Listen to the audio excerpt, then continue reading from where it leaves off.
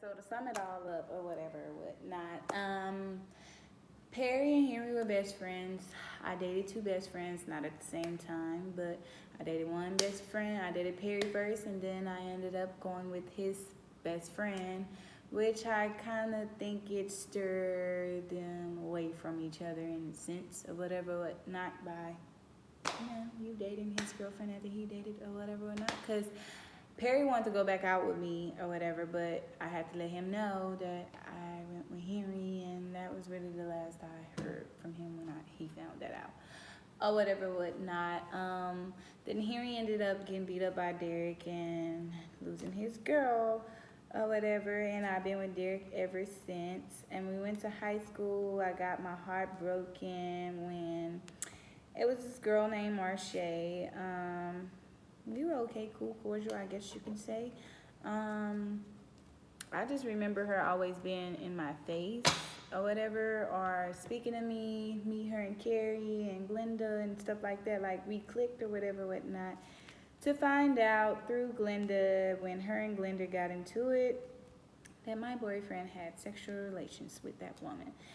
And at the time, I was doing my own dirt or whatever, but not so far as doing it or whatever, whatnot. Because I was hanging with Ronisha and Barbara, and at the time, we were not snatching girls' boyfriend, but at the same time, snatching girls' boyfriends. Or if your man liked us, we entertained, we gave a number, we did this, like we were single and I was taking the whole time. Like, but hey, you are who you hang around. So I still to rub off on me. We'll go to the club, dance, roll up different type of people, knowing that my boyfriend would not appreciate that. If he was there, he would have fought people.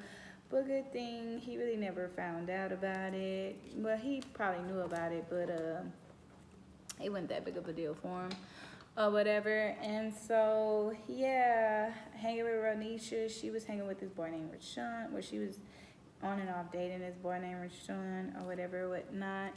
And yeah, he had a whole bunch of girls after him too, so it became a game for us basically. Like I seen it as a game, because we'll be at Rashawn house, which I thought he had a big, nice, pretty house, and I wouldn't mind going over there. We'll be at Rashawn house. He had a pool in the backyard. We were watching movies, chilling, relaxing, eating snacks.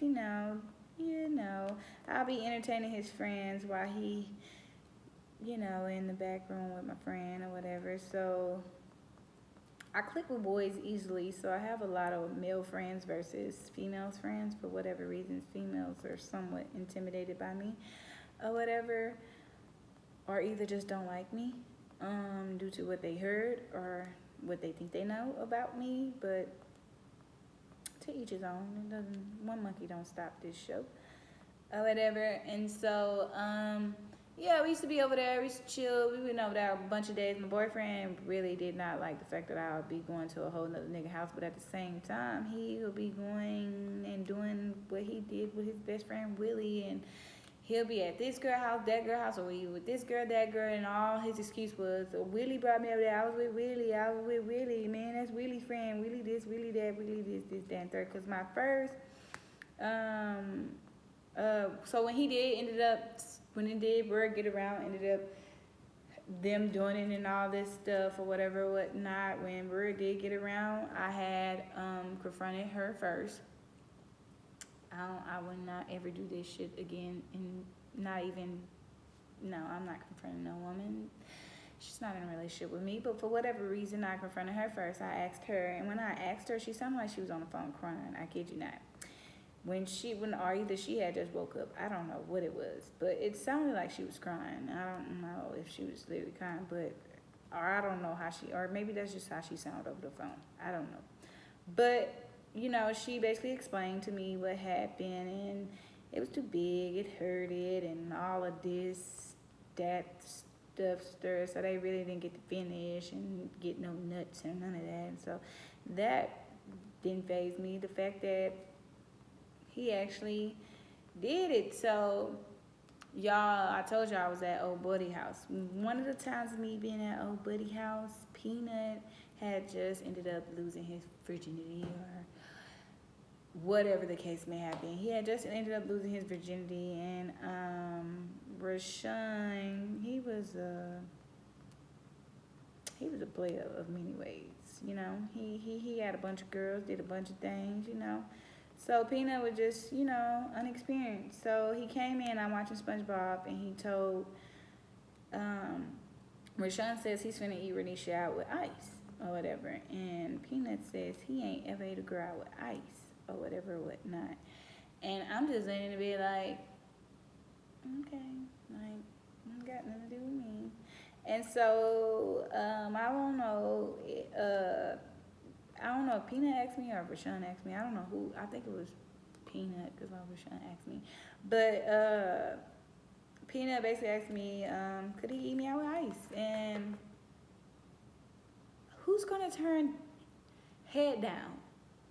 Who's really gonna turn some head down? So, of course, me, I'm like, he ain't ate a girl out with ice, and I told him I ain't never got eaten out with ice, and he was like, well, it's a first for each other. So y'all, he went to go get the ice. Him, Bernicia, and Rashawn went into Rashawn's living room, or I don't know, into Peanut living room or another room or something, because we was at Peanut house at the time.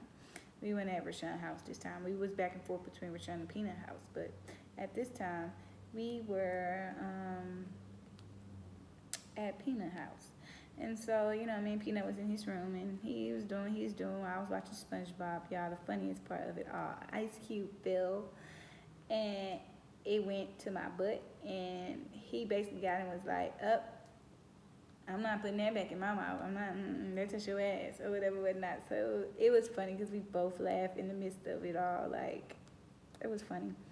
But yeah, that happened. So when the bomb got dropped on me that my dude did what he did, well, girl, and when I could finally confronted him and told him what she said, because I just got off the phone with her or whatever, whatnot, and he basically said the exact same thing that she said. We ain't even laugh. I ain't get no nuts. She couldn't take it. She was running. She said it was too big. All of this, that, that. I'm like, give a fuck about none of that. Like, I don't give a fuck about that. So, that wasn't the point of it all.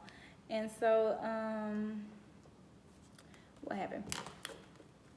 So I was like, yeah, you think you cheated, you know, because I'm like, yeah, you think you did something, it's over, it's done. And by the way, Peanut ate me out with ice. Yep, Peanut ate me out. And he was like, what? He got all mad. He went from sorry kissing my ass to him, I'm coming over there, because at the time, Derek had bought me a promise ring or whatever, a nice promise ring or whatever. So I can't wait till he buy my wedding ring, because if your promise rings look like that and your just because rings be nice, I know my wedding ring gonna look nice or whatever. So he came over to my house to come get his stuff, because I was like, you can come get your stuff, because at that time I think I had some of his clothes or something. I don't know. Some clothes I'll take for him from being at school, a jacket or something. I was like, you know, you rock your man's jacket or shirt or whatever. So I was like, you can come get your stuff. So he came over there because he was driving at the time. So he drove over there, met him at the door, threw the ring at him. He took the ring. He looked like he had been crying. He was upset and mad at me or whatever. I was upset and mad at him. Somehow, some way, some shape or form. So the next days, y'all, he was still picking me up. He was still taking me to school.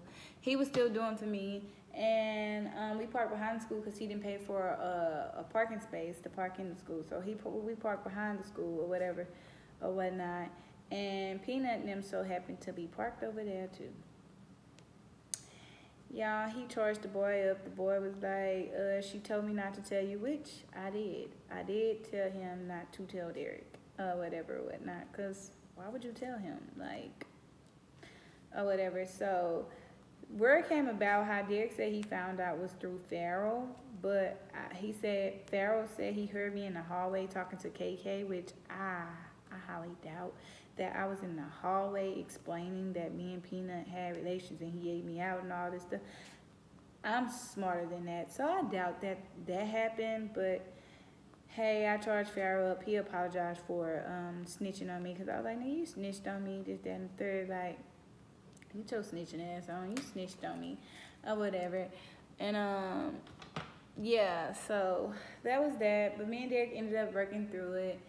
And then some little girl named Key or something was claiming to be going out with Derek the same time, around the time that I was going out with him, the same exact years. And then he was like, "That's Willie friend. She's obsessed with me. She liked me. She just that and third." So it was like everything was Willie friend. Because how him and Marche ended up doing something was him going over there for Glenda and Marche being there and Derek being his driver. And the crazy thing is, Marche stayed right up the street from me. So he could have dropped him off and came to my house. But he chose to stay there and did what he did. So, yeah, you know, you got to make it hard for them. So he had to kiss my ass to the front, to the back, to the front, to the back. Even though I did my dirt too, he still had to kiss my ass or whatever, whatnot. So that was the first heartache. Yeah. I took it like a champ because, you know, I was like, no wonder why God had me and Peanut do what we did, because me and Peanut, even with me and Peanut doing what we did it after him and Marche had already did what they did. So I was like, karma does work. Like, that's crazy. Karma does work. Like, okay.